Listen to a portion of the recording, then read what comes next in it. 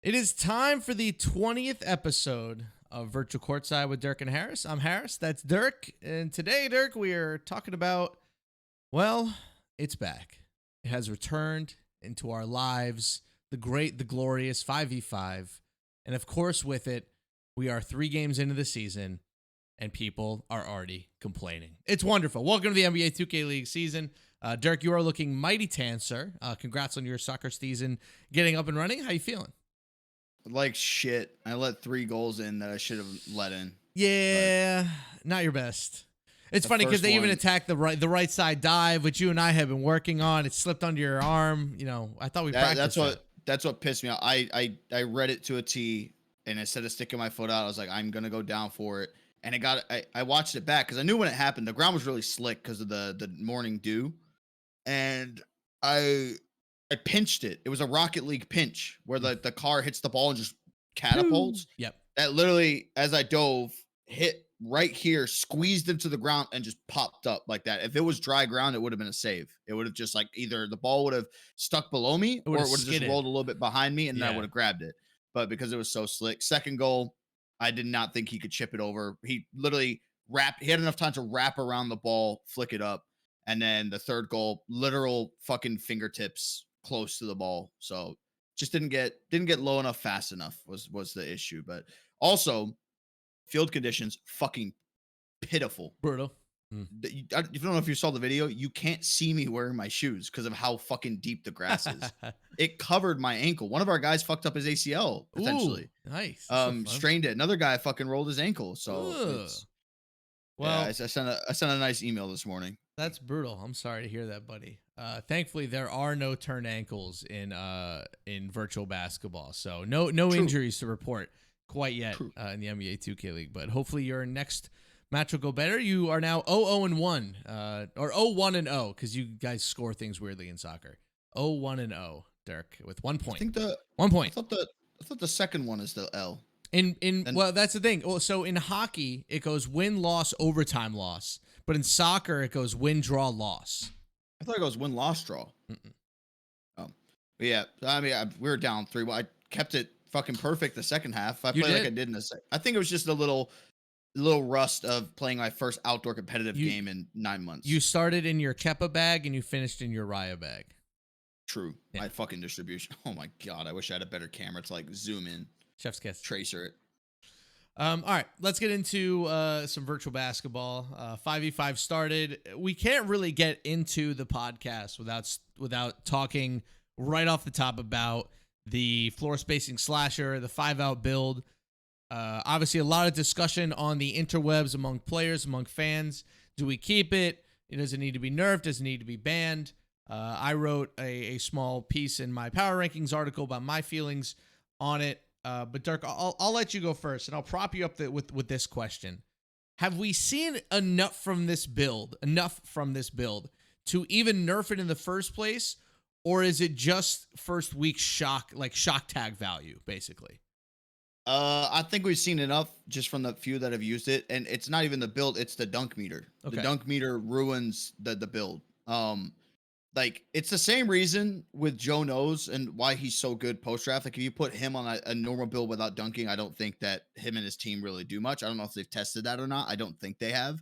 It's always been on a build where you can just continuously drive dunk meter after dunk meter after dunk meter. It's been one of the most overpowered things since people discovered that, oh, if I get my precision dunker up to gold, I'm going to be fucking just flying through the lane. That's what kills it for me, is that there are ways to, like, stop it, if you will, but it's all, again, it's RNG. That's where the issue comes from with it. So I've seen people say like, oh, you can get like the ghost dunk meter to where like you can like pull them out of the air with it, but it's like a 1 in a million thing. I don't think we've seen like maybe 2 people not get reliable. that. No. Yeah. So I think that I mean I like the dynamic that 5-out brings, but man, it's like when I saw C's not miss an entire shot the entirety of the game. I mean, I bet if we go back there, I bet more than 10 of those makes were all dunk meters. Like that's just it's crazy. I don't think there's no skill gap with the dunk meter either. I think that's the biggest issue. That green window is so big that there is legit no timing. Like if you mistime it, you're doing it on purpose at that point. So I don't know. I don't like it. Now, when I go to the sense of, hey, let's go fucking ban the build, No, I do think that it does need a badge nerf. I think that the precision I think is gold on it. I would be happy with it going down to bronze. And I think Tell that'll you right now. really change up how many people actually use it. Yeah, precision dunker currently gold. Also has, I don't know if also has gold posterizer. I'm not sure how much that helps, but I can't imagine it doesn't hurt the build. Maybe getting some better animations as well. Hall of Fame Slithery, Hall of Fame Spin Cycle, Hall of Fame Two Step, Hall of Fame Bunny, Gold Aerial Wizard too. I mean, it is a remarkable finishing build. I won't lie. I will say that it has created a very interesting discussion. Now, I agree with you. I think the dunk meter is overpowered, and that's not even just for the point guard build in general. I mean, centers. The jab step centers too. I mean, it was ridiculous, like how players were just holding their arms up under the rim, like, and then they would just like get shouldered out of the way, dunk on their face. So I think that the dunk meter in general will probably be good for us all to be nerfed a little bit. I do want to push back on the sentiment that the build itself is overpowered, because I mean, look, you can look at the records. The teams that are using it are losing outside of T-Wolves Gaming. And I think Bear in this situation is a very specific, he is the exception to the rule. He's been playing 5-out his entire 2K career. Like, this is all he does. Ant too. Like, eventually the Pistons are going to go on a run with this build. We know that. But I find the concept of saying that the build needs to be banned, or that the play style of 5-out is overpowered, I don't necessarily see that. What I see, Dirk, is a bunch of players using a build that is very, very good, but it is forcing their team into a play style that is incredibly beatable unless all 5 of your guys are elite. And credit to the T-Wolves, because all 5 of their guys this week were insanely good. Like, all of them. Range, Tutok, Iggy. I thought Polo had a great week too. Like, all of them were really good. But you saw with the NBL, like, one of them had a bad shooting game during C's like 16 for a 16 game, and they lost. Like, the margins end up becoming so small for the team that's using the 5-out build that personally, I almost welcome other teams using it, because I think the same thing is going to happen to this play style as it did when we were in threes with the inside big, which is like, oh, this is so overpowered, I'm going to use it too. And then the teams that use it are just terrible outside of the one team that has completely mastered it. So that's kind of where I land on it. Am I crazy for feeling that way? No, I think overall, like, with the build, it's a dunk meter thing. It's not the build itself. Like, if that build didn't have a dunk meter, it'd be fucking useless if you're just going up with square dunks and like stick dunks the entire time. But because of the meter this year for standing dunks and that, it's just makes it incredibly overpowered. And here's the thing. The only way you're gonna be able to nerf that is taking away that precision dunker down to like bronze. I was gonna say, is there a way to balance it without killing the build? Like, can you make it so that the dunk meter is just smaller without completely getting rid of it? Like, where's the balance here? Because I feel like nerfing it into oblivion doesn't really help anybody. Where's the middle ground here? I know from when I played at the start of the game, there was a massive difference between your green window as a big man with silver and gold. Okay. And like gold is where you had to get it to where, like, if you have space, boom, that meter is fucking all green. Okay. I think that it would have to drop to bronze. Even then, that might just completely fuck it up entirely. Well, that's something, because I think bronze would make it completely unusable, because the skill of the build is still being able to get downhill and play make, because it's not just the dunking, it's the threat of the dunking that opens up the corner shooters that allows the entire offensive system to work. So you take away, if you drop it down to bronze, you get rid of precision dunker entirely. I worry then that the build is just dead. Would silver suffice, or is that still too good? I think silver would probably be the best. Like, I mean, it's trial and error. Here's the thing: we don't have a lot of trial to do. True. If you make any changes at this point in the season, like, what are you gonna do? Play the turn with these like new things? I know we always have stipulations for the turn, which I doubt that we're doing anymore. But like, that's just something to keep in mind. Like, but the thing is with the build is that it's the same way every single 5-out build is. It thrives in the paint, so you're gonna be able to get twos up quickly. Your 3-point shooting is just not gonna be the same. Bears only attempted 11 threes. As a guard, and they're undefeated. Yep. Like, that kind of speaks volumes to it. I mean, I'm sure if I go like look at the numbers for who else, Ants using one, Ants might be a little bit higher because they obviously had that. No, Ants at 14 attempted. He's only made 5. Yep. For C's has attempted 12 and made 11. Jeez. So like the output. The output from behind the arc is relatively low compared to like other guards that you'll see. But like C's consistency is crazy. But the one thing I will give credit to him, right? Like the build, you Dude, can say how like easy it is to use. He's been showing like the ultimate like the two-way threat with the build, like being able to shoot the three with confidence. Like, I mean, he shot it without takeover to start off a game, which I don't think any of them have really been doing. So like he's been playing the build at a different level. I mean, if his team could just play some fucking defense and stop blowing games, it would be perfect. But I also like low-key don't want to ban the build just because I kind of want to see how far C's can take this. Because through 3 games as an offensive player, Dirk, I just want people to know that this 3-game stretch that he just has was the highest individual 3-game stretch of 2KR ever recorded. Like he literally had one of the best weeks in the history of the 2K League, and the team still went 1-2. So that should just show you that like this play style is good, but it doesn't necessarily work all the time. Man, shout out to C's. Like, this is incredible. He has an 87 3-ball in this build, and he was 11 of 12 from 3. Like, it's still a 2K game, and he's 45 of 49 from the field. Like, this isn't just a build being good. This is, holy shit, what did this guy just do for a whole week of games? It's incredible. It really is. His percentage is mad. He's 91% from the field and 3. He's like a center at point guard, but he's shooting threes. He shot 12 threes. He's hit 11 of them. Here's my final verdict on it. It's also perfect from the line. 10 of 10. These guys have had the league build for how fucking long now? A while. Long time. You mean to tell me there's been no changes with the league build in terms of the archetypes, especially like the 5v5 ones? You mean to tell me that over the past, 5 months that they've had the league build, not one person maybe played MBL in a scrim, played T-Wolves Gaming in a scrim, or like saw people using this build and went, this is too overpowered. We need to change. But no, now that it's being brought on in real games and you're seeing how good some guards can be with it, now it's becoming an issue like, oh shit, we need this build out of here. This needs to be done. No, at this point, like we have such a short season. We have a month and some change left of season 7. You ban a build. Like what the fuck for at this point? Just let it ride out. We'll see you next year. For the sake of fairness, to show the other side of this argument, the 2 best offenses by points per possession of the NBA 2K League right now are the ones that are using the 5-out build. NBL's Gaming, Pistons GT, then T-Wolves Gaming not too far behind in points per possession. So, look, it works. The offenses have been really, really good. But me personally, I think it's... Do you know what it is, Dirk? I'm a 2K League analyst. All right, I'm not a coach. I'm not a player. If I can watch the 5-out build and I can say, hey... This is a stoppable thing. Like, I can diagnose how you stop this from a defensive and offensive perspective. If I can do that, then I'm sure that our 2K League teams from an even higher level are going to be able to figure it out. Are the games going to be easy? No, not by any means. I think any game going up against that 5-out build is going to be hard, and you're going to have to be locked in from quarter 1 to quarter 4 because that build is truly all gas, no brakes. I just wonder if it truly has the degree of difficulty to stop that people are talking about. I think the build itself is extremely good, but I think right now it's kind of like it sees, it's bare, and then it's kind of everybody else who's using the build. You know, like it's not like we have 15 to 20 guards using this to insane effect, all putting up like 1.5 points per possession. Like it's 2 guys right now who are really running the show.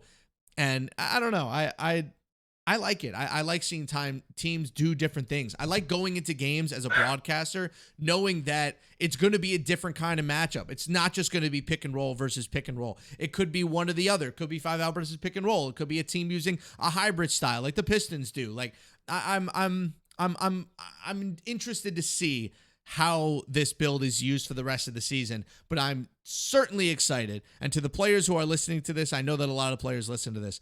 I can't wait for y'all to hop on this build after talking so much trash about it on Twitter or whatever. Y'all are going to hop on this build and you're going to be bad. You're going to be bad and your teams are going to be bad and you're going to lose games because you guys think that this build is better than it is. I promise y'all are going to lose games while teams like the Warriors, while teams like the Bucks, they're going to stick with their game plan and they're just going to keep winning games the normal way. Y'all are going to try this out of desperation and y'all going to lose games. And I'll be there on broadcast laughing like this. That'll be me. Capiche? Capiche. Okay. All right, let's get into the games. More accurately, let's talk about each team, and then we will get into our games for this week. Let's start with 76ers GC. They had a couple of fun games this week, most notably a loss to Heat Check Gaming in shocking fashion, but a win over a team that I'm currently blanking on that I just had them in my head. But they are 1-2 coming off of the first week of the season. I enjoyed what I saw from the Sixers. I saw flashes of a really good team, but very little consistency. It looks like a team that is still kind of figuring out their new chemistry, Dirk. Jaden had one really, really bad game. Then he had one really, really good game. Still clearly getting comfortable with this group.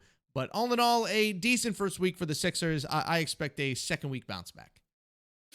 Yeah, I think it was, what was it, the game against Gen G where Dre went crazy? Yes, that's what it was. We didn't get to see didn't get to see any of it. Yeah, I mean the way that they came out was definitely shocking, and like we said, all Philly has to try to be good enough to just get on stage, try to finish in that top two. It's gonna be tough, going down this stretch of the week. But I mean, I feel like if Dre gives you a performance like that again, like it should be relatively easy for Philly. Yep. But that's kind of been the issue, is that when we have been getting performance like that from Dre one time, we won't see it again for a while. So I do expect a bounce back. I don't see any world where they don't end up bouncing back. And of course, the website's not updating with the box score. Sweet.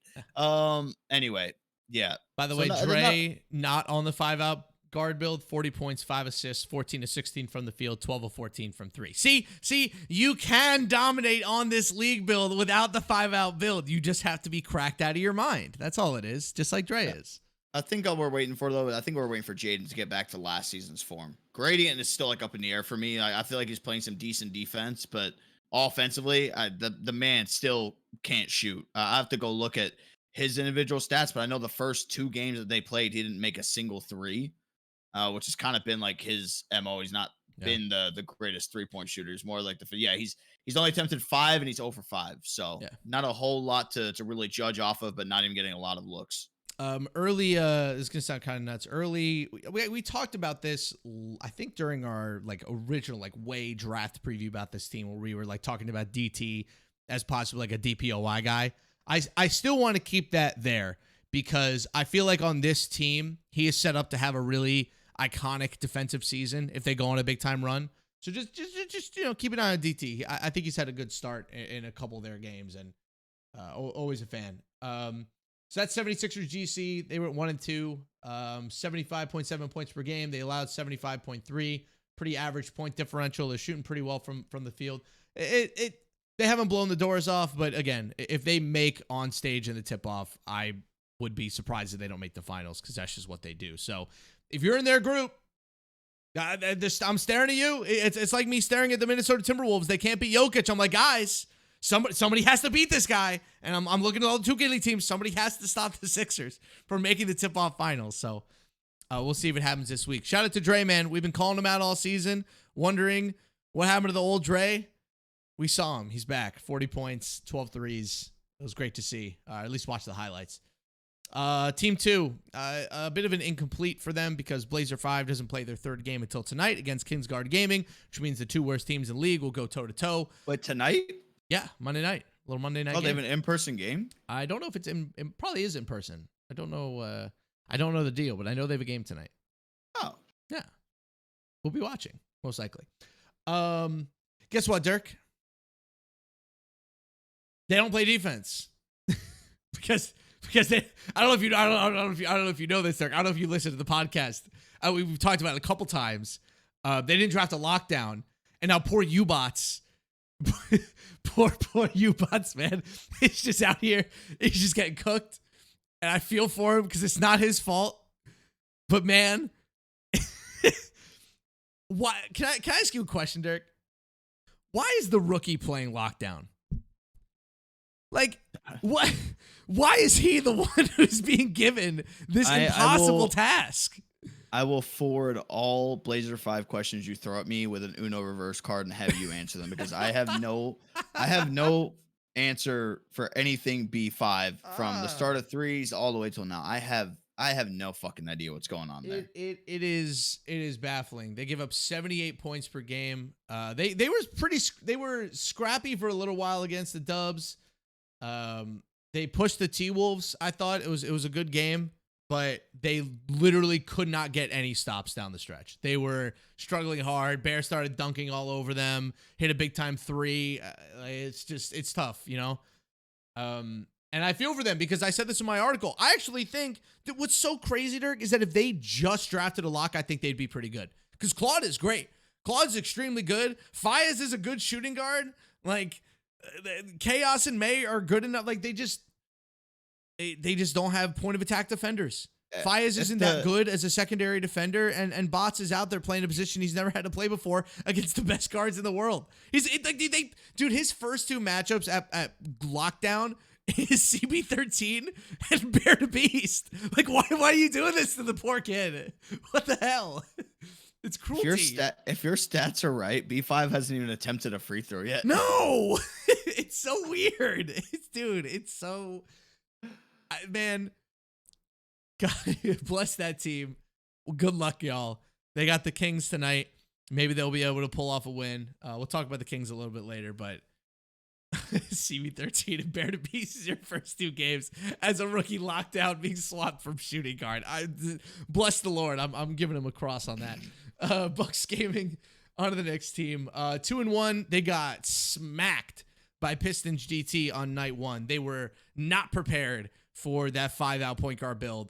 And then the next two games, they proceeded to absolutely lay the smackdown in their next two games over, excuse me, they laid the smackdown on their next game, and then Grizz Gaming pushed them to the absolute limit because Rigby went nuts, and that was super fun. We'll talk about Rigby in a second.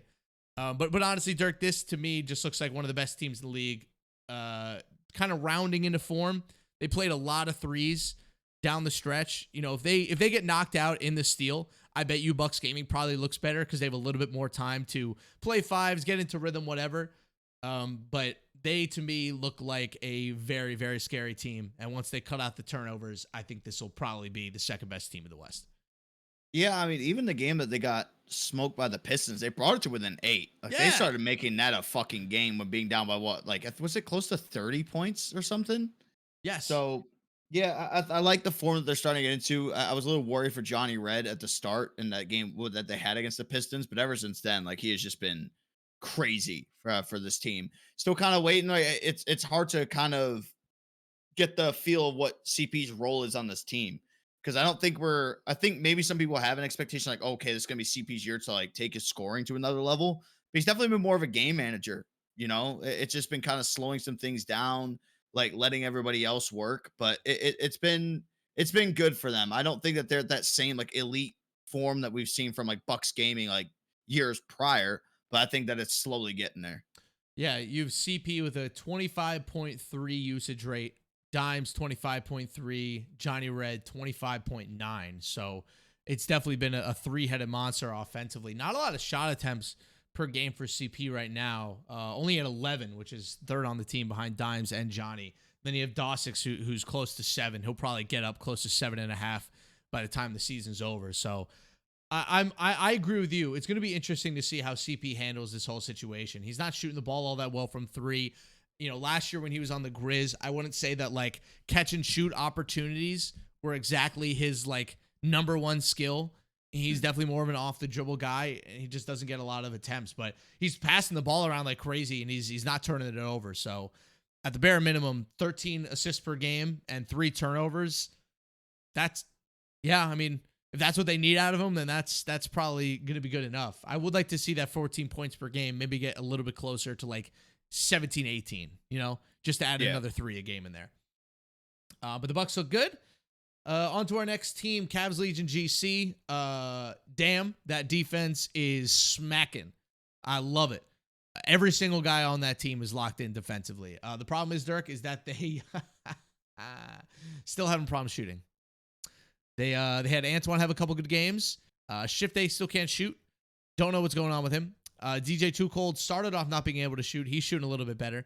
And then Killy has just been okay to start the year. I will say I'm a big fan of Killy's. I like Killy a lot. This season that he's having is confounding to me because he is being set up to have like, you know, maybe if he had like the best season he could have, he's like maybe talking about like a MVP candidacy finish, kind of similar to last year. And I feel like he's been so far off that level that like it's kind of throwing this Cavs offense off a little bit too. Like they kind of need him to start going supernova in a few of these games. And I think you saw it against the Wiz. I don't know if you guys watched the in-person game, but like they just kind of took him out of the game. And if Antoine wasn't hitting deep threes, they just didn't have an offense that wasn't just giving the ball to Slaughter on a slip. Like that's it. That's our whole offense.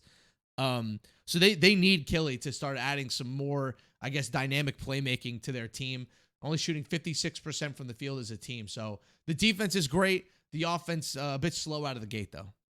Yeah, I think that's just one of the issues when you have Antoine at point guard too. Like he's such a dribble heavy guard, so he's gonna have the ball in his hands a lot, and he has been cooking too. So I feel like that's maybe why we're seeing a little bit more of a hit from Killy in terms of probably just his overall touches. And I know that he has less attempts from what we've been seeing from Antoine so far. But yeah, it's kind of like the same thing with the Bucks, right? Like at some point, people are gonna start to try to stop Johnny Red. CP's gonna have to step up. I feel like that's what it's going to come down to for Cavs Legion. Like when Antoine, if he hits a big like mid-season decline, that's something that we're going to have to look at. To go, okay, Kelly, it's time to get you up past like 20 points per game. Like we kind of know that he is capable of doing. But yeah, it's good to see that their defense hasn't skipped a beat. I think that's probably a little honestly better defensively than when we saw TB and DJ and Slaughter all together when they were in Indianapolis on T-Wolves Gaming. So that's good to see. But yeah, if they can just pick up the offense, they'll be solid. But I guess it's easier said than done, knocking down those shots. Cavs defense right now tied for second in the 2K league in opponents' points per possession at 1.3. They've been really, really good defensively. They've been getting a lot of stops. They just haven't been getting buckets. Their offensive rating is just below average. They're at 67.4. Offensive rating per 50 possessions. The average this year is 69.4. So they're a little bit under.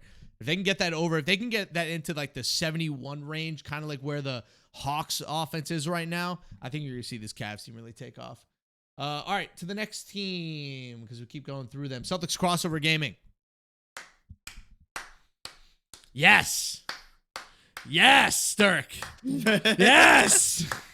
Oh, there's a good team in Boston. It makes me happy. Puts a big smile on my face. The defense is flowing. 630 has brought exactly what that team has needed, which is a dynamic, just playmaker on both ends. Leche is cooking. Colt leading the league in rebounds right now. He's having a great season.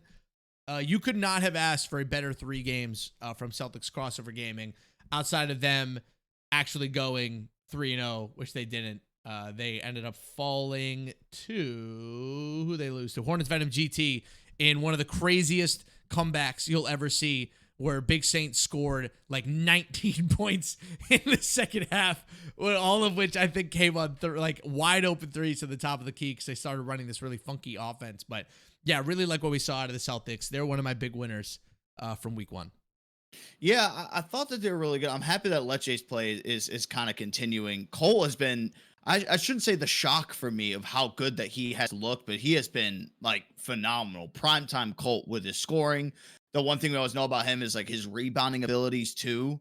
That's what I've liked, honestly, the most about this squad is that dynamic that they have been able to reach. And for Leche with him, I still think that we're waiting for him in 630 to truly get on the same page and be able to amp things up and take it to the next level. Because there was times where Leche was struggling, all of a sudden it's like a close game.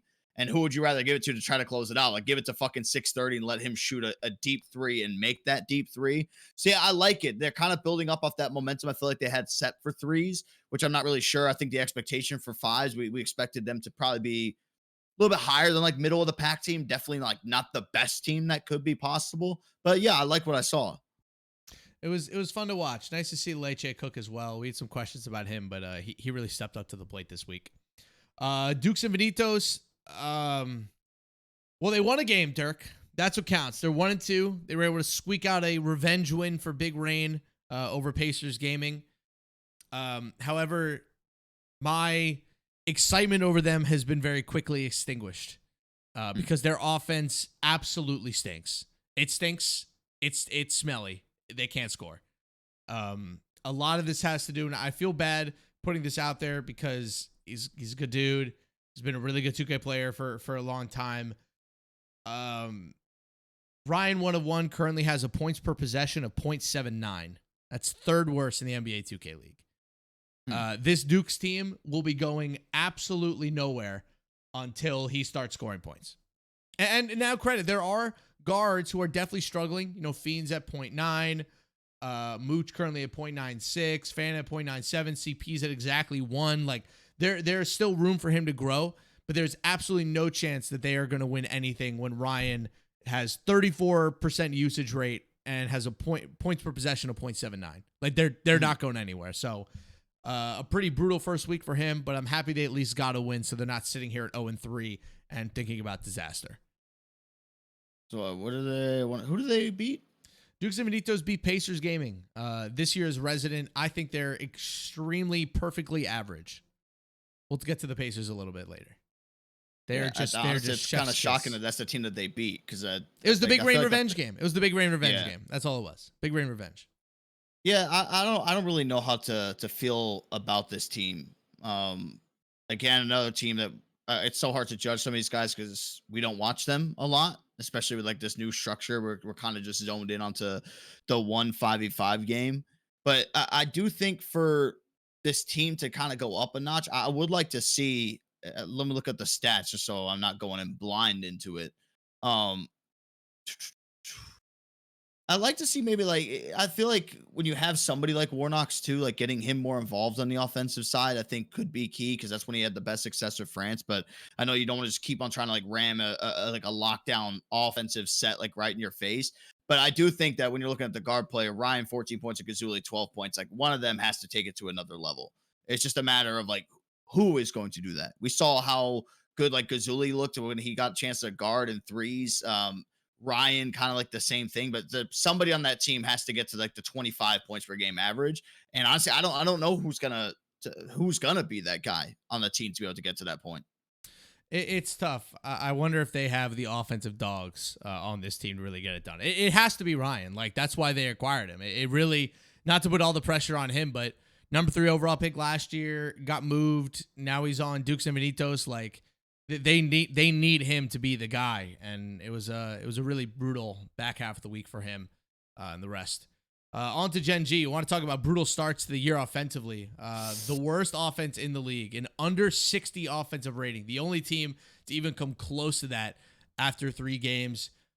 Gallo has gone ice baby.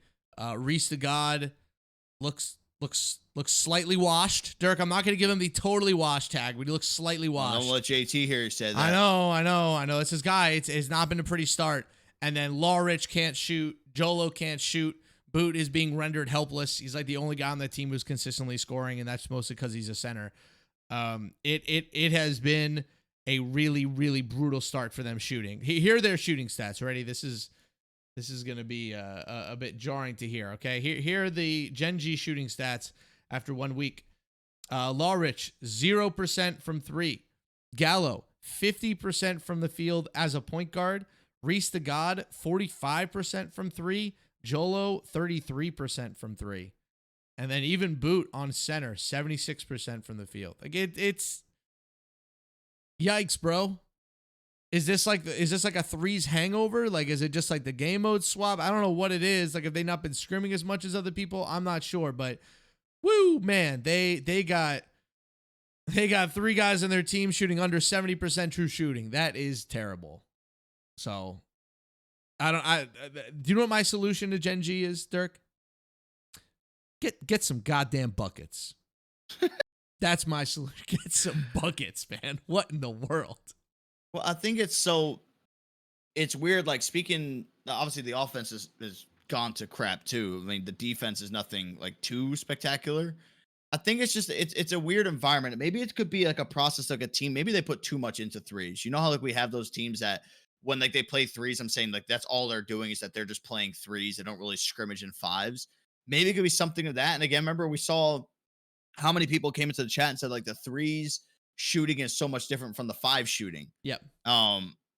Maybe this is our example this year of the 3 shooting compared to the 5 shooting is with this Gen G team. Yeah, and I do want to talk about that because if you look at the combined records of our teams that went really deep in 3v3, it's not great. I mean, you have Bucks Gaming who's 2-1, that's fine. Magic Gaming 1-2, Lakers Gaming 0-3, Gen G 0-3. Like it's not great, and I think the seasons being so close together is definitely having an effect. I think just from you know what?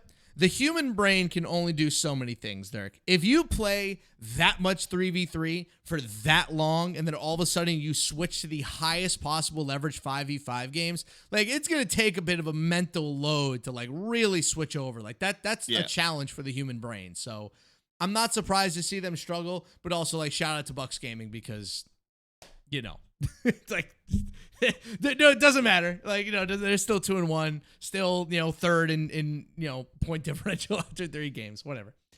All right, next one, Grizz Gaming. So close to a great week. So close to taking down the Bucks and being 2-1. Honestly, Dirk, this team is exactly what I thought they were going to be. They're fine. They're fun to watch. That's about as far as it goes. You know, they're fine. They're good. Shout out to Rigby. Rigby's having a great start to the year. But I don't think they have like the blue chip talent to really like dominate games and take over games. And I think the loss that they had to Mavs Gaming was really indicative of that, where all of a sudden it's just this absolute shutdown defense from the Mavs, and the Grizz just don't really have the dogs to like get past a defense like that. And they just got blown out the whole second half. So I like this Grizz team. I think it's good that Rigby is on his way back. I think getting the reps for Odon and Icy, if they're a part of your future, is good. But I think there's just a limit on this team. Yeah, I think it's so disappointing for the Grizz because if Vandy was giving us like a season that we expected from him from a scoring standpoint, like they're looking good. Like him and Rigby will probably be 2 guys that are up there averaging close to 20 points per game. Yeah, they're right in the middle of the pack. There's been nothing about Grizz Gaming that I've been like super excited when it comes down to watching. I think that when you're talking about like a team just being average, maybe like a little bit low, like that midpoint, it is probably the Grizz. I think that Vandy's play has been the thing that's kind of disappointing me with them. I like that Rigby is back up to like 20 points per game. He's doing his thing defensively. It's giving like shades of Rookie of the Year Rigby. Did he win Rookie of the Year? He did. He did. Okay, I wasn't going crazy. Rookie of the Year Rigby. So yeah, again, it's a lot of eyes point to certain directions. Like even looking at their like the points that they've allowed, like 69 points per game, a little bit more like on the higher end. Again, like it's like middle of the pack in so many different aspects for the squad. I lied. He did not win Rookie of the Year. That went to 630, which because he won MVP. Ah, fuck. We were close. Well, Rigby to his best year, whatever year that was. Yes. Yes, it was. Was that season 4 or is that season 5? God. Season. It's when they won with the term. Was it Pee Ballin', right? Yes, that was season 4. Yeah, all right. Then that was season 4. I was right. It was 630 who won Rookie of the Year that year. I think Rigby was second. Okay, on to the next team. Talked about Grizz Gaming. Let's get into our next bunch here as I get my sheet back to it. Hawks Talon GC. Dirk, I want you to slow clap with me. Okay? I want you to slow clap. Ladies and gentlemen. Here are claps. Ladies and gentlemen, it's the best defensive week of 5v5 ball in the history of Hawks Talon GC. I'm not even exaggerating. That is the best defense I've seen that franchise play in the entirety of their existence in this league. And I'm not even going to stand here and say that it was world beating or that it was destructive. But a 1.31 opponent's points per possession, a positive above average net rating. Dirk, Hawks Talon GC, is this the year that they go flying? No. Okay. It's a no-fly zone. But Dirk, they think have that a 6 net rating after 3 games. I don't know what the fuck that even means, but I mean, they're good. I still think that there's things that they have to do to take it to the next step. I mean, I am happy, and we've been giving them a lot of love this year, and rightfully so, to underrated GOAT. I don't think there's without a doubt that he is the best player on this team, and you're seeing the difference that he is making on this team, getting him around, you know, got a rookie power forward, veteran center, with you MDS Duck, like guys that you're very familiar with. So I like that it's on him, but you were saying a lot this week. It's a bad issue that your best player in your team is a lockdown. That's where the issue starts to arise, especially when you're talking about getting into like the money games and playing for the big money in those type of scenarios. MDS has been pretty good, though. I'm not going to lie. I wonder if Underrated GOAT is going to smash my theory about lockdowns because he has been so good that this team is just winning games. So, like, I don't know. Maybe when it happens like intra-season instead of like coming into a season, it's a little bit different. I don't know. Well, it's really unique because they're doing the best job, I think, out of any team that we have in the league right now in terms of balancing their scoring 1 through 5. They're just that's the best part is that they're not doing the ego thing where when your lock is scoring really well and you stop giving him the ball. No, they're like feeding GOAT. Like they're giving him, what is he at? He has the second most field goal attempts per game of any player on the team. I love it. He's averaging nine a game. He's averaging the second most points per game on the team. He's shooting the ball as much as Duck is, bro. I love it. So yeah, I feel like he kind of wanted and needed something like this because we saw how aggressive he would be on Philly, but he was just always kind of overshadowed by like the shadows of DT, Dre, 630 when he was on the team. So now he's kind of got his own thing going on. I really like it. I think that's like the best next step for him with this, and kind of as a collective, as a team, that has been the best part. But when you're looking at full on team ball in terms of everybody getting touches and scoring, what's a team that we've had in the league where somebody, like almost everybody on their team, has been getting like double digit points and they've actually won something? The Warriors. Do we think they're gonna have Warrior success? No. Wouldn't that be nuts? Wouldn't that be crazy, man? Wouldn't that be insane if they just like turn it around like that? But yeah, I'd be surprised if we get Warriors numbers from the Hawks. I am impressed though that the Hawks have been playing such good defense. It makes me smile. Yeah. All right, let's breeze through a couple of these because we're already 41 minutes into the pod. This is just a midweek update. Heat Check Gaming looked really good in some games, looked really bad in others. We said that they were going to be pretty inconsistent this year, but hey, Kai, he's cooking. He looks great. He's playing shooting guard just like we thought he should, and he's going crazy. Shooting guard is definitely his spot. Yeah. Like he honestly, dude, like a respect to Kai, he thought we were nuts when we brought that up. And everybody's like, no, he's a point guard. And we're like, come on. Come on. He's a shooting guy. What are you talking about? When you score too good and you can't pass the ball, shooting guards are home. He's great. No need to think twice about it. He's perfect. I really liked what I saw from him. I feel like he's just taken over like the team. So there's some other good stuff that's maybe big thunderstorm. There's some other good stuff that's happening with it, but I mean his scoring's been phenomenal. I feel like that we haven't been able to really lock in and see what Tay was doing. I mean, I know in that first game, like Kai was just going crazy, and then people on the Twitch chat were like, Tay's managing the game so well. I was like, Tay's not doing anything, dude. It's literally fucking the Kai show. And then they're just started fucking forcing the ball out of Kai's hands to go to other people to get them more involved. Like, come on. So that's what I do feel bad about, is that we haven't been able to see like what Tay I feel like is truly made of. I think for Maddie, it's still a little bit in question in terms of his shooting. Layla, stop biting the microphone. Of like what he's doing. Saucy has been fucking phenomenal. He's almost averaging a triple double. And then Dietrich is doing Dietrich stuff. Here's a crazy little stat for you if I can pull it up. Tay is averaging the third least amount of shot attempts per game of any point guard in the league. Guess who's second? Least amount of shot attempts? Yeah. Okay, so second. I know Dynasty's up there. If Dynasty's we're still considering number 1. him. Yeah, he's first. Okay. Let me just say I'm not looking. I just need to see roster names so I can see people. You're never gonna get it. I promise you. You don't think so? No, you won't get it. It's a shock. It's a point guard. Yes.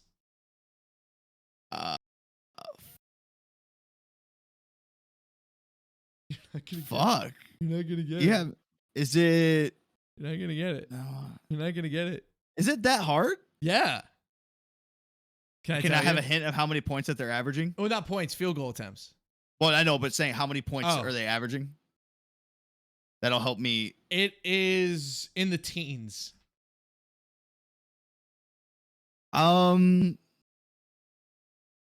East or West? You're not gonna get it unless you cheat. I promise. East or West? East.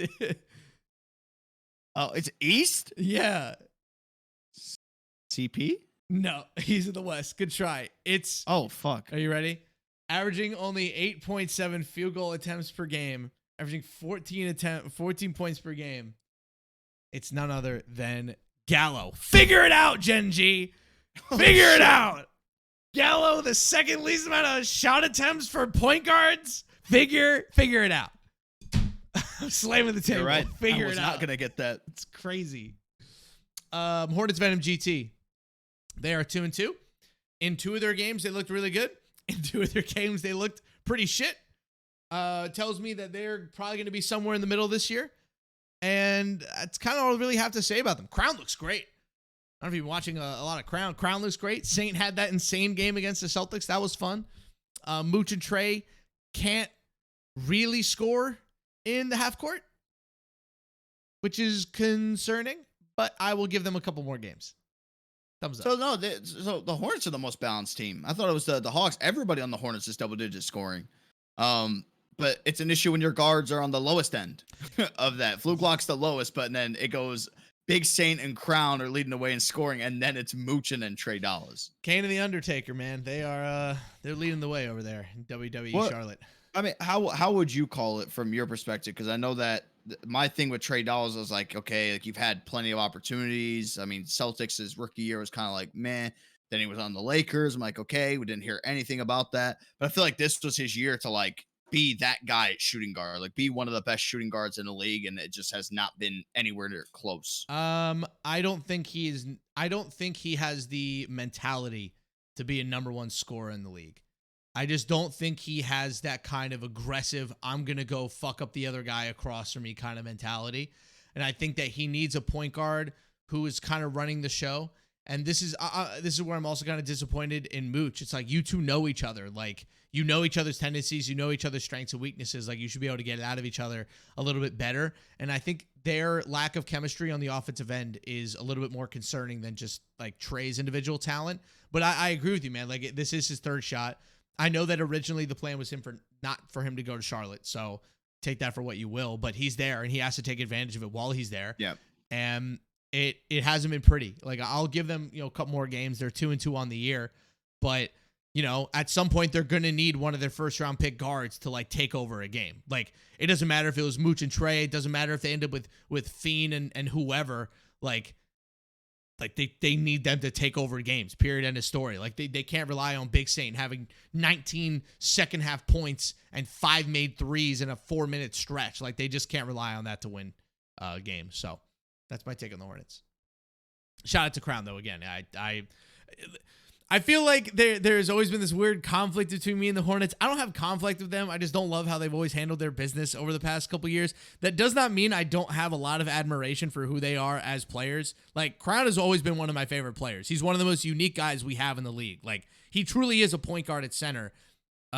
It's just, they need their guards to really step up. All right, Jazz Gaming. We'll do Jazz and Kings together. 2 young teams, 2 young backcourts. The Kings beat the Jazz, but the Jazz have responded a little bit. I need to see more from these 2 teams. I just need to say this about the Kings. Like guys, we're gonna have that kind of performance against the Jazz, and then we're gonna have that kind of performance in their second game. If they lose to B5 tonight, Dirk, I might just eliminate them from playoff contention already. Who the Blazers, Kings or the Kings? Yeah. Bill Simmons has this great take where he calls them loser leaves town matches.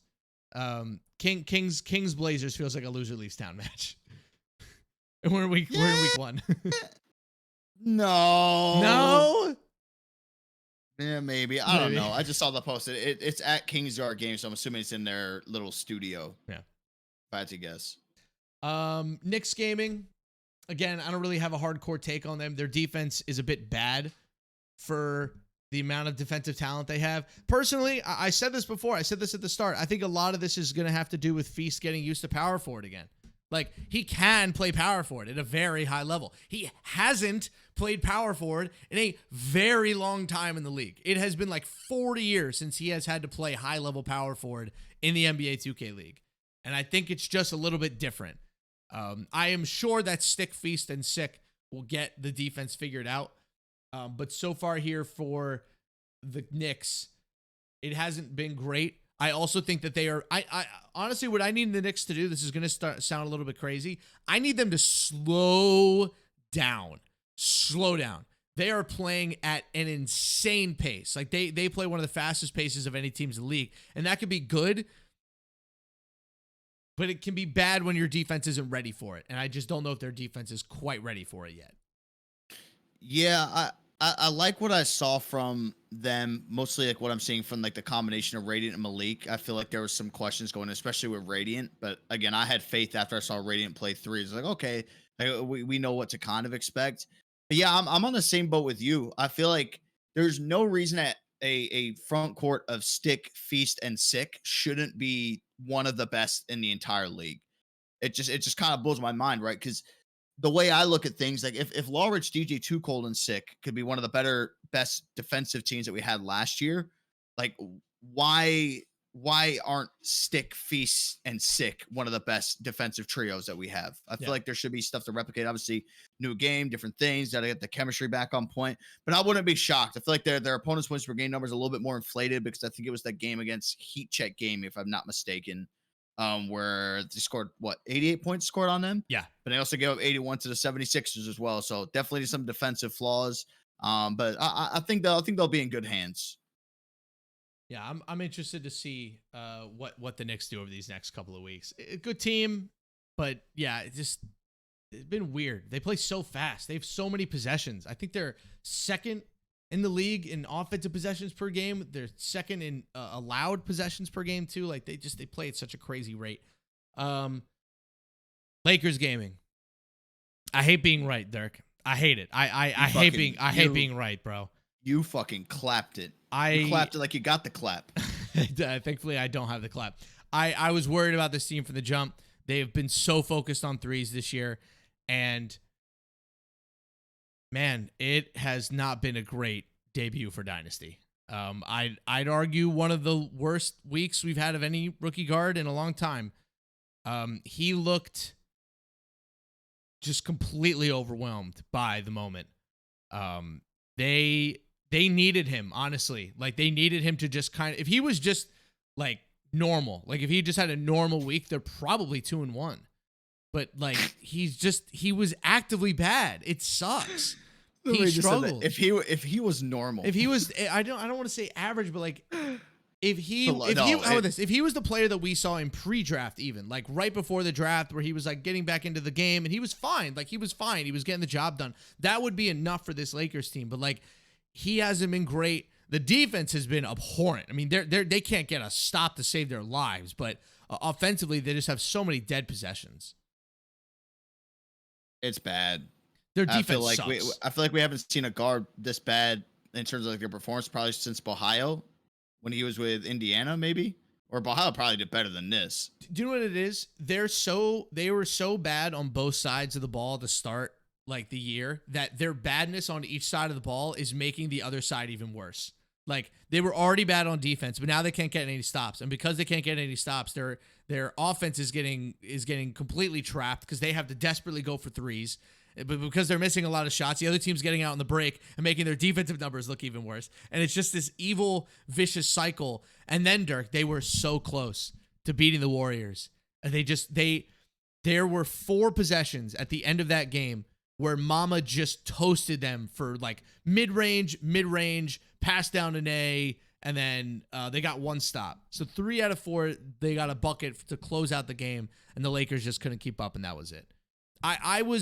When I saw the opening night lineup and I saw that they had Trelly at the 3, VC at the 4, and Crazy at the 5, I immediately told JT that this team was going to be bad.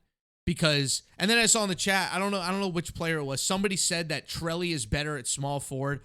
All due respect to Green Too Nice, now known as Trelly B, he has not played a single minute of lockdown in the NBA 2K League before this year, and you have 2 guys behind him who have played lock in the league, who are probably better locks than he is, who are just...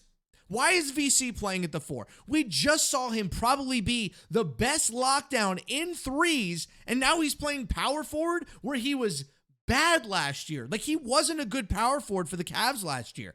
I'm blown away by A, the lineup call, and B, just how bad their defense has been. It's weird. Trelly has been a fine power forward in the league. I get keeping Crazy at center, but like, what example do we have that Trelly at the 3 and VC at the 4 works? Like, I was shocked when I saw that opening night, and their defense is getting killed. Dude, I mean, okay, I had one correct prediction with this Lakers team. I said to you after, was it night 2? Yeah. I said to you, I was like, Kai's going to go to point guard by the end of this week. Yeah, you nailed it. That was like my one guarantee to you. Want to hear my next Dirk guarantee? Give me the echo. Yeah, what do you got? Kai's going to the floor spacing slasher, and we will see Lakers gaming in a 5-out set. 5-out Lakers? Oh, wow. Okay. I think it'll be, let me compare the 5-outs. I think it'll be a 5-out set like Pistons GT run. Be a little bit more hybrid. I think it's gonna be a lot of like Kai getting the ball down to Crazy, kind of how Ant has been able to make Mona look like the best inside or best center that we have scoring wise in the league right now. Yeah. I think it'll be a lot of that because one, Kai has been very underwhelming offensively. I thought with him going to point guard, he was going to take over and get like a majority of the shots for his team. Wasn't the case. And so I was like, okay, then what's the point of switching him to point guard at that point? Right? Like you would want him there so his fucking usage rate and his shot attempts skyrocket. Dude, the Warriors were hedging against him like crazy. They were constantly pulling guys off the corners. They were playing so high on him. Like Crazy kept getting the ball and was getting easy points. They were playing so high on Kai. That's why I think that you see how broken a build is. I think that is going to open things up to where Kai, I mean, we saw him on that season 3 league build and all the Pro 8, post hooks, all that stuff, like how glitchy things can be. I think that you're 0-3. I mean, who the fuck's in their group is dude, the one with the T-Wolves and the Warriors. I'm going to be brutally honest with you.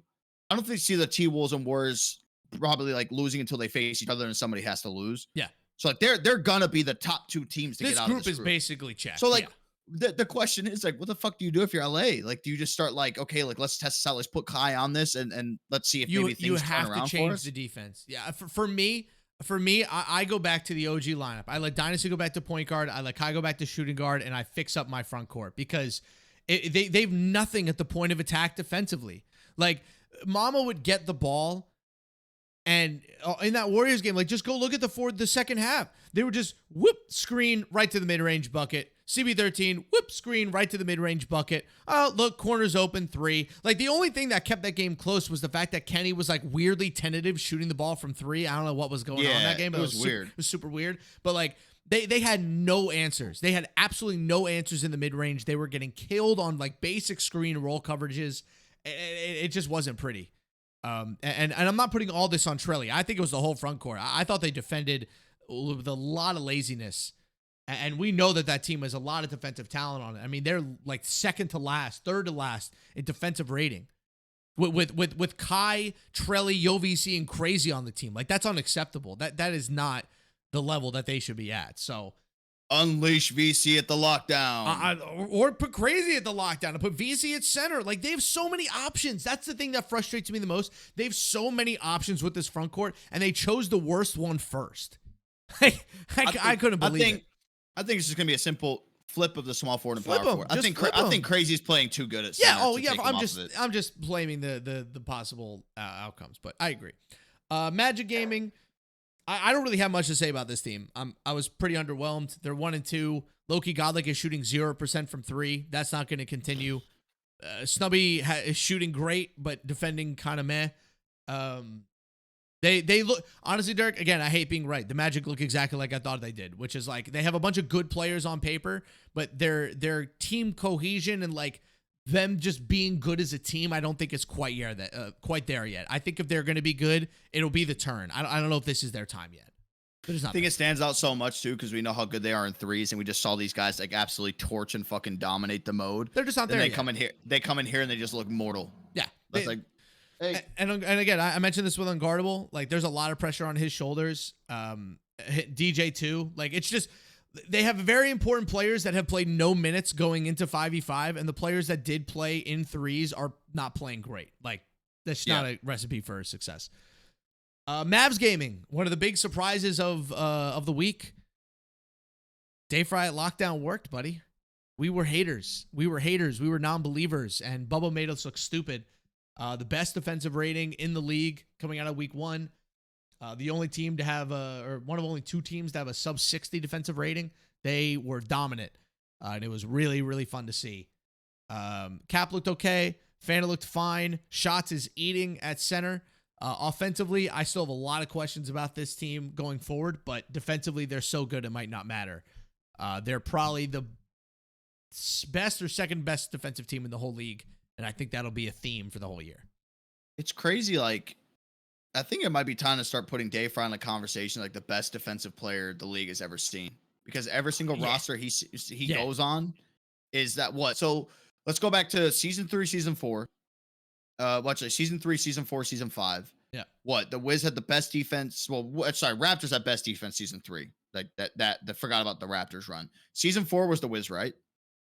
Yeah. I want to say season 5, same thing, but that was when we were flip-flopping. I think they had one of the best. They had one of the best, but they weren't the best that year. We had a couple of really good defenses. Season 6, obviously, he goes to coach, so you can't really fucking do that. But I will say the Mavs defense last year was fantastic. Yeah. They had a great defense last year. And then now he comes back to playing, and they're like doing their thing. I mean, that's why he's the GOAT of this game. Is because you can like literally say to him, but obviously he'd want to go and probably playing center night and day. But if you say to him like for team needs, hey, we need you to go play lock, he'd be like, sweet. He'd probably sit there and take it serious and be like, I'll fucking go play shooting guard for us, and I'll take us to like the promised land. Do I think that he could do that? Probably not. That's a whole different fucking breed, and he's got the old head dribble style.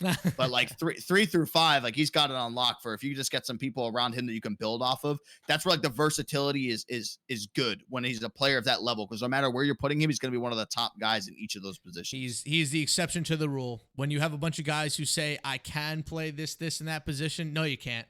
He can. He can play anywhere. I love their front court combination, by the way.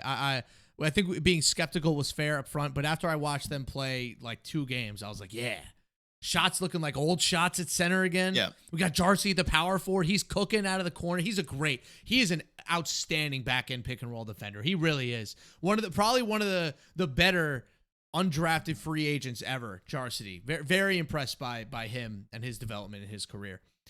NBA Laws Gaming, the controversial, the WWE, the double Aussie team.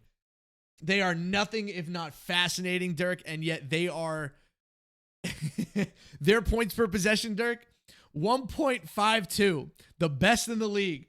Their opponent's points per possession, 1.53, the second worst in the league, bro. They are an absolute cavalcade of entertainment. They are brilliant to watch. They play no defense whatsoever, but man, C's, another one. Another slow clap. He's doing it. He's doing the thing, man. What a player. What a week. Fuck the haters, baby. I loved it. I loved every second watching C's play this week. I don't know how people don't find it fascinating that C's is good, man. Okay, C's has always been good. He is making the best defensive players on the planet look like complete cones. Do you know how hard it is to go 16 of 16 in a 2K game, even with that build? Do you know how hard that is to do against the best defensive players in the world who are entirely building a defense just to stop you, and they just can't? They can't. They're not good enough. It's unbelievable. I get it. The build is amazing. It dunks on people, but like, come on. You can't tell me this isn't fun. It's great. No, it's awesome. That's why I'm telling you, like, it's so. I remember there was always concerns every single year when the game drops about like, oh, the 5v5 scoring is going to be so low. Tell you what, like watching them, like it's just back and forth. Like it's good. Like I should say good. It's fun fucking basketball to see because there's just like always something happening. And again, that's why like nothing will happen with this build. It'll be here to stay the entire time. But like, fuck, he's putting up numbers we've never seen a point guard put up in a unique and different fashion to anybody else. Their defense does not shock me at all. Like this front court, I mean, you put bag motion, Plu, and Milo. Plu has never been the best like 5v5 defender. Milo, who we haven't seen in the league since what season 4. They can't get stops, and I think it mostly has to do with the fact that Bag Motion is using, I think, the worst defensive lockdown build that I've ever seen put into an NBA 2K League build. It is so bad. It's like a tiny 6'5" small forward. It weighs like under 210. It's basically my size, but 6'5". Like I weigh more than a small forward build in the 2K League, bro. Like that is not good. Yeah, they can't play defense, but man, it's fun to watch. And also, they keep losing games, so you can't even say that what they're doing is insanely OP. One thing to talk about: they are 1-2, yet they have a positive 1.3 point differential because they got the Gen G treatment. Yeah, the Gen G treatment. Yeah. So shout out to MVL, man. What a fun start to the year. Nets GC. Yawn. God, Walnut's good. Yeah, Walnut's great. The rest of the team, guys, we gotta play some defense, bro. Like we gotta get it right on the defensive end of the ball because it was ugly. And also, you and I were worried about this team's ability to hit threes outside of greens. It's been okay so far. Reed's been fine. Streets and Steves have been okay, but man, they're giving up 73 points per game. They have a negative 4 point differential. They're the Pistons of the East. It's like, wow, you guys are good. Wow, you can't play defense. Which I think it's more shocking than a lot of these teams, right? It's kind of like this. They have it's funny because they're both from New York, but they have the same vibe as like the Knicks. Like the whole front court of Street, Steez, and Walnut should be good on paper. Like one of the better defensive cores. Same thing with the Knicks with Stick, Feast, and Sick. But it just hasn't been working out that way. And I genuinely wonder why it hasn't been working out. Their rim defense has been really bad as well. There are a bunch of teams who have really bad rim defense so far this year. Shout out the Raptors who haven't even registered, I think, a single block as a team yet. Yeah, no blocks. There have not been a lot of blocks that I've been noticing not a lot from of blocks. each one. No team has had double digits yet. But yeah, I find that the Nets rim defense has been pretty poor, which is surprising considering they have Steez and Walnut. Honestly, their whole defense is just bad. Like they're giving up a ton of buckets. They've given up 28 threes already, which is top 10 in the league per game. 55% from three their opponents are so far from three. So we'll see. I think that could regress to the mean, and the Nets could go on a bit of a run here this week. I'm still a believer in Nets GC. Yeah, I was looking through trying to like see some of their box scores. The first one was against NBL, which I mean nobody's been able to really stop C's so far. I know the other game that they played, which was against the Raptors, Hom went crazy, and a lot of that was off of breaks from some of the stops that they were getting. And then the Cavs one was just kind of bounced. I don't know. It's a weird team. It's one that they should be like outclassing their opponents on the defensive end, but they're just not. Yeah. All right, on to the next because we just crossed the hour mark on the pod. Pacers Gaming. Average. That is how they looked to me. They looked average, and then they had Cooks hit 10 threes in a game, and that gave them the second win. But I think they look very, very average on both ends for now. Yeah, I mean, the Cooks performance, like it's a classic Cooks performance. You're due for one of those like crazy blow up games coming out from him where he's going to do something like that, and he'll have like a good stretch. But I think overall, I don't know like what vibe to truly get from this team. I think that the pairing that they have of like Sub Go to Jay Snags and Scorio, I think is just from overall is a very interesting one. It's not one that necessarily wows you. I've been like what I'm seeing from Chess, but he's having a little bit more of a quiet season, despite him being up there as the second highest leading scorer next to Scorio on the team. So yeah, I think the average level is what you could say. Like them, the Hornets, and I think it was the Hawks. They're like right there, the definition of like, what are you going to call an average team in this league? It's right there. All the guys with the balanced scoring. I need the Pacers to go up a level. There was a good first week. They're 2-1, but I need to see another level. Shout out to Cooks though, man. That was a ridiculous performance. What did Bear say? No lubrication? Something like that? What? That's what he said. That's what he tweeted out. He said in his little video because they wanted to ban the bill. Oh, to Cooks? Yeah. Oh, yeah. He said like, something with no lube or something like that. Thought that was funny. Pistons GT. Guys, come here. I know the Pistons listen to the pod. I want you guys to come in close, okay? I want you to go back to basketball school. Okay, I want you to take it all the way back. I want you guys to realize that after you score a bucket, the goal of the basketball game is to stop the other team from also scoring baskets. That is the object of the game of basketball. Now, you can choose not to stop your opponent from scoring, and that's okay. That's kind of what you're doing right now. But if you just stop them a couple more times, you'll start to win games. And all of a sudden, that 81 points per game number that you guys have, it's going to be great. But not when you're giving up 85 points per game. Sirs, please play some defense. My one request. Well, I need like one stop a game. Just one. One stop. What the hell? My preview of these guys hit right to a T. I said the one question is going to be Jomar and how they fit in with this team defensively, because I told you about, I shouldn't call them pre-draft horror stories, but even when I played with them, when I saw them play at UPA, just not on the same page with Jomar. It's been one of the key things. It's not dependent all on one person, but it's been a months-long thing now. And we even saw it in threes of why they were so bad. Him and Connor were just never on the same page. I fear that with what I've seen from Pistons GT so far, I know they have the names. I don't know if there's light at the end of the tunnel defensively for this team. I genuinely don't. I think that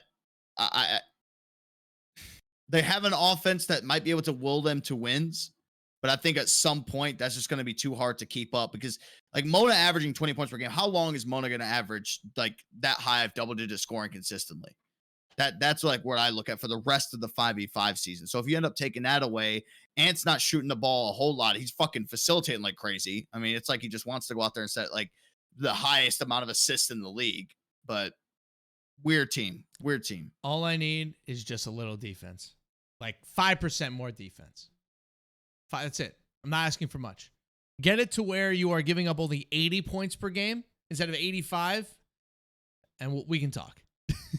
It's just insane. I've never seen anything like that before. Raptors, I don't have a lot to say on this team. Antoine Love. Do you know Antoine Love was really good at 2K, Dirk? I don't know if you knew that. Antoine Love's really good. And especially at fives. Yeah. Wow. Really good at 5v5. Might be an MVP candidate. We'll see. We'll see. That guy's really good. Shout out to the Raps. They went 2-1. We'll see them next week. T-Wolves 3-0. Playing some great basketball. They're one of the only teams I've ever seen play 5 out that also plays as good defense as they do offense. Honestly, I think getting range for this team was huge because his passion for defense can be felt across the board.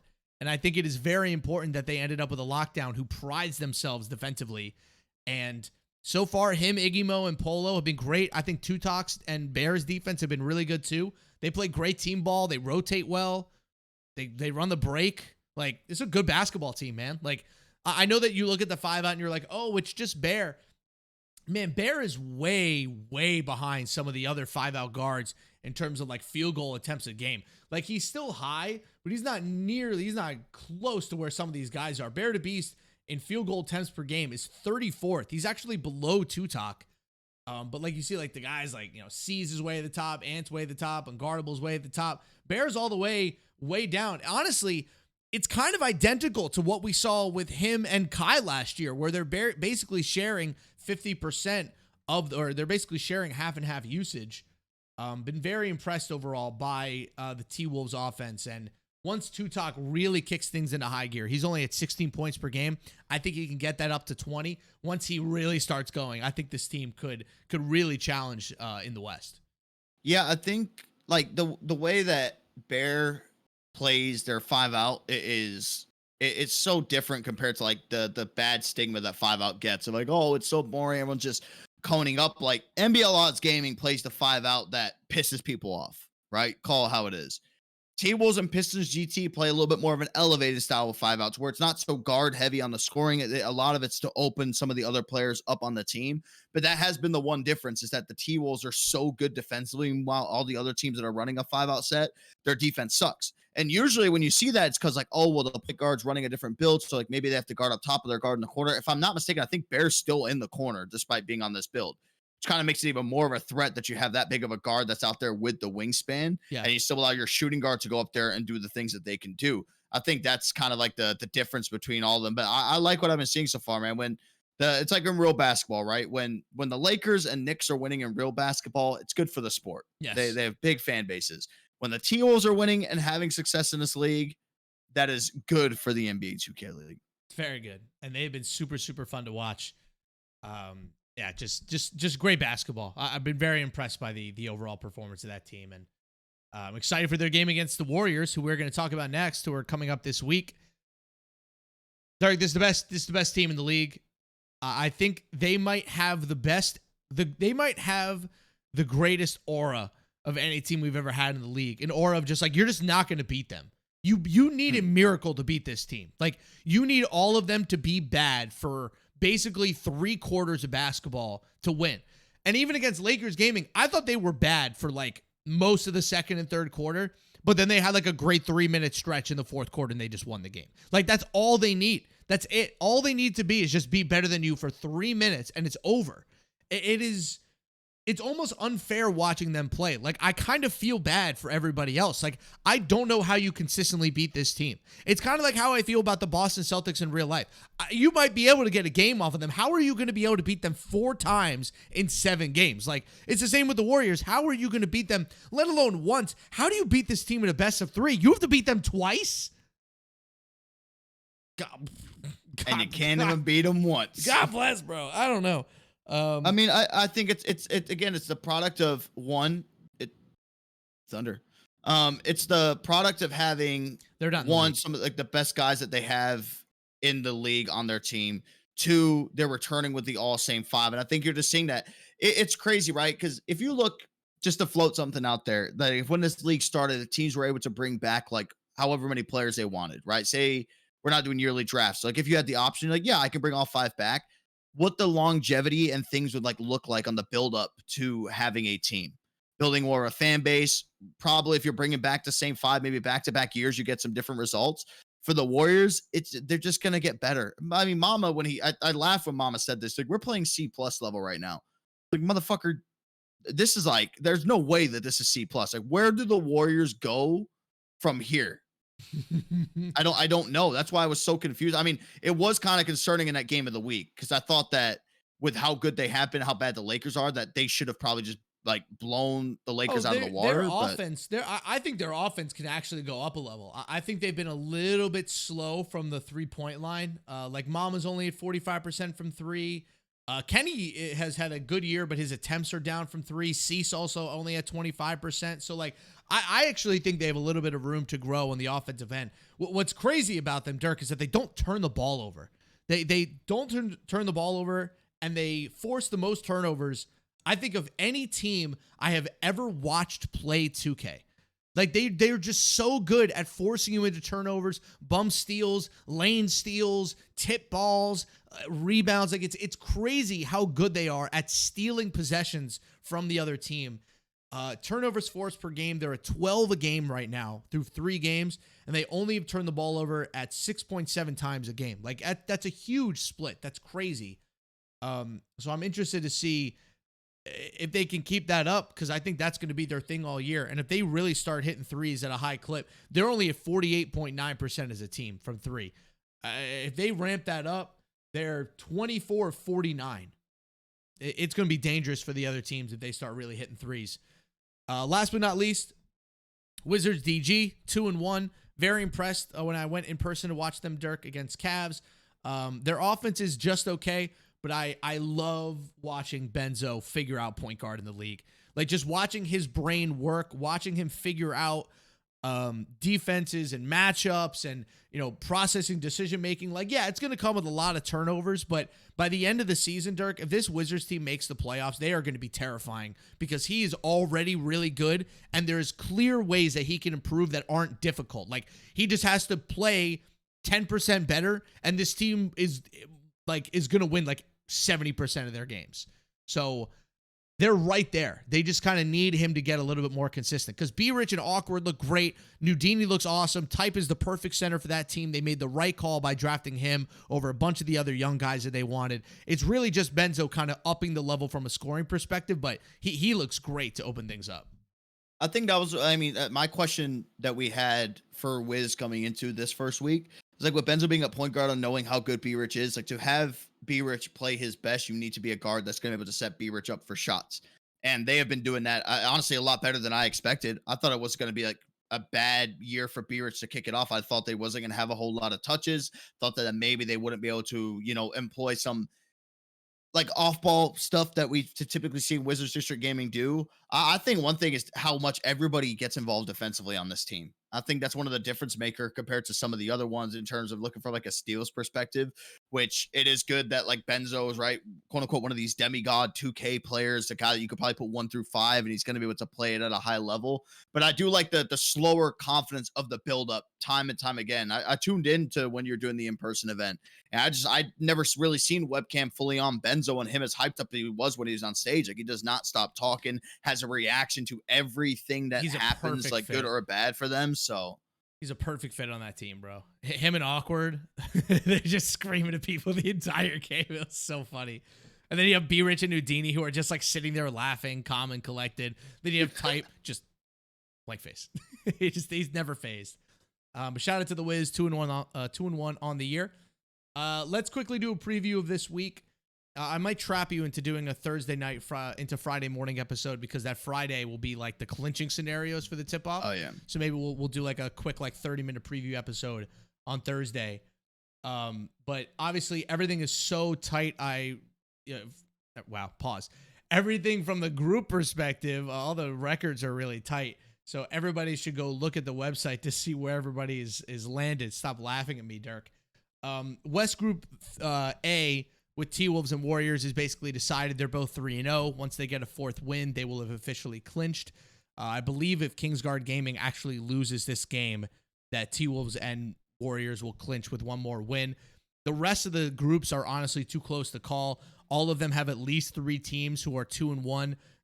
East Group B has 5 teams with 20 points. And then you have the poor Sixers with 10 and Gen G with 0. So the Sixers are going to have to basically go undefeated this week if they want a chance to get one of those top 3 spots. But anything on the preview for this week before we head out? We can go game by game if you want to, but I feel like we should probably do another episode midweek just to cover Friday. No, I don't think there's anything to preview. I still stick with my prediction of how everything's going to play out. I still think that the Warriors will be the team that gets in person and will end up winning the whole thing. So I'll still end up sticking with that.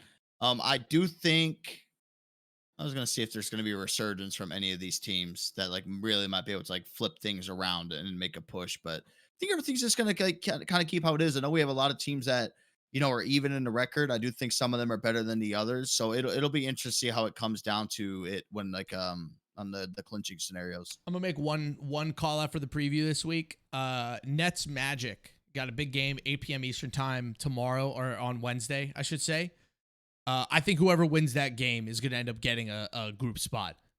If whoever wins that game should get a ton of momentum for the rest of the week because those two teams are very even from a talent perspective. It's unguardable versus Greens. Like that's a really, really big matchup for both of their seasons.